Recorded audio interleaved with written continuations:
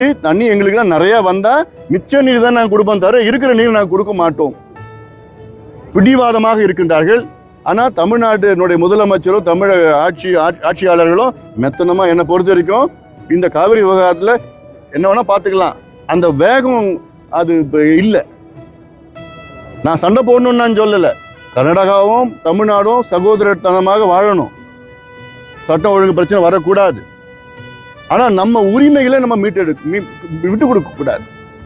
இப்போ என்ன பண்ணணும்னா தமிழ்நாடு அரசு டெல்டாவில் உள்ள விவசாயிகளை வைத்து உச்சநீதிமன்றத்தில் ஒரு வழக்கு போட்டு 1000 கோடி எங்களுக்கு இழப்பு, குறுவையில் எங்களுக்கு சாகுபடி செய்ய முடியவில்லை. உச்சநீதிமன்றம் தீர்ப்பின்படி கர்நாடக அரசு மாதம் இவ்வளோ தண்ணியை நம்ம விட்டு விட்டு மேட்டூர் அணை ஜூன் 12 திறந்திருக்கணும். ஆனால் 3 மாதங்கள் ஆகி இன்னும் மேட்டூர் அணை திறக்கல. அதுக்கு காரணம் கர்நாடகா. இதனால் எங்களுக்கு 1000 கோடி இழப்பு வந்திருக்கு. அந்த இழப்பீடாக கர்நாடக அரசு எங்களுக்கு 1000 கோடி கொடுக்கணும்னு ஒரு வழக்கு தமிழ்நாடு அரசு நேரடியாக இல்லாமல் அங்கே இருக்க விவசாய சங்கங்கள் மூலமாக அந்த வழக்கை உச்சநீதிமன்றத்தில் போடணும். நிச்சயமா இப்ப இருக்கிற சூழலில் உச்சநீதிமன்றம் கர்நாடகாவுக்கு அபராதம் கொடுப்பாங்க.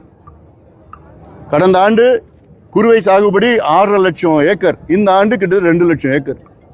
அதுக்கே தண்ணி இல்லை. இப்போ அடுத்து சம்பா, நவம்பர் வரைக்கும் மழை அவ்வளோ இருக்காதுன்னு சொல்லிட்டு இருக்கிறாங்க. Super El Nino எஃபெக்ட்னு.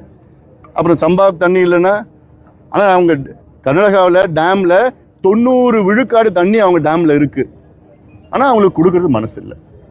அப்போது இவங்க இன்னொன்று இப்போவே இந்த நிலையிலன்னா மேகதாது அணை கட்டிட்டாங்கன்னா அந்த தண்ணியும் நமக்கு வராது, வர தண்ணியும் நமக்கு கிடைக்காது. சுத்தமாக பாலைவனம் ஆகிடும். குடிக்கிறது தண்ணி பிரச்சனை இருக்கும். நேற்று முதலமைச்சர், கர்நாடக முதலமைச்சர் தமிழ்நாடுக்கு வந்துட்டு சொல்கிறார், இந்த அணை கர்நாடகா, அதாவது அதுக்கு முன்பு ஒரு முறை சொல்கிறாரு, 1 பக்கெட் தண்ணி கூட நாங்கள் நீர் பாசனத்துக்கு நாங்கள் எடுத்துகிட்டு போக மாட்டோம் மேகதாது அணையிலேருந்து. கர்நாடக முதலமைச்சர் சொல்கிறாரு.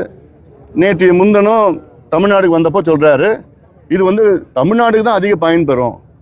பெங்களூரில் இதிலேருந்து நாங்கள் 4.25 TMC தான் எடுத்துக்கொள்வோம். ஆனால் கட்டுறது எவ்வளோன்னா 70 TMC அணை. 70 TMC உங்களுக்கு 4.25 TMC தான் வேணும்னா எதுக்கு நீங்கள் 70 TMC அணையை கட்டுறீங்க? யாருக்காக கட்டுறீங்க?